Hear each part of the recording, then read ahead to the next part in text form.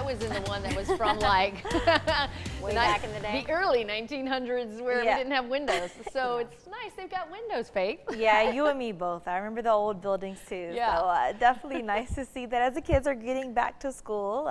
Speaking of which, they're going back with some warm conditions in store for sure. So I want to make sure they have the water, things to keep them cool. As we're getting the new school year started, we saw our Waco almanac. We hit 96 degrees, so not as warm as what we've usually been seeing, and nowhere, a few differences off of that average high, and nowhere near that record. Either way, as we head into tonight, temperatures will continue to fall as we get into our evening hours into the low 80s as we wake up tomorrow morning. Another humid day to start Tuesday morning off. We'll see those mid 70s on the board. Winds saw the southeast, so that's going to keep humidity nearby. So it's going to still be warm. We'll still have those warm, moist conditions, those overnight temperatures. Most of us waking up to the mid 70s tomorrow morning, but a few of us just a tad bit cooler. And by cooler, I mean a lower 70, 72 for our friends over in Hamilton, 72 also for our friends in Brownwood. Into tomorrow morning, there is a low chance that a few of us, especially for our northern counties, could see some widely scattered isolated showers pop up on the board in the morning. Coverage will be minimal. As we get into the afternoon, that's when we'll have a better chance of seeing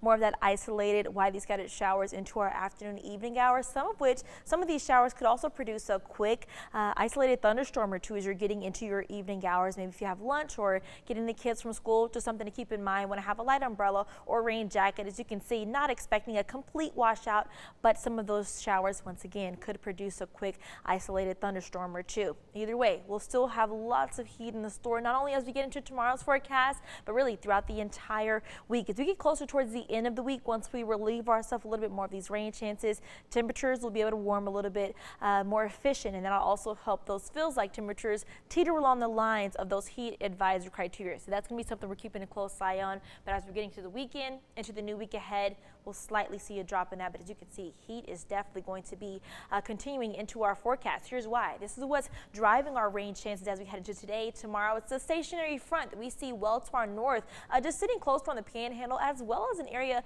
of low pressure to our south. So both of these factors are driving those rain chances as we get into today, tomorrow. That stationary front is going to take its precious sweet time getting out of the Lone Star State. So as it does so, that's why we'll still see about 10 to 20% chances of showers in our forecast through about Thursday, Friday. As we get into Friday, high pressure will begin to build up. That's going to help temperatures to warm up and a lot more sunshine to be present into our forecast. So temperatures, once again, will be more so in the mid to upper 90s, especially as we get closer into the weekend. Those isolated rain chances, about 20%. We start to lose a little bit more of that rain into about Wednesday, Thursday, Friday. We get into about that 10% chance of rain. So it's going to make for a great weekend forecast. Once again, we have a stray shower that'll be possible, but definitely on the drier end, 97 as we get into Friday and Saturday.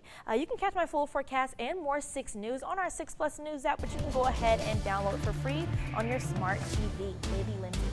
Faith, thank you.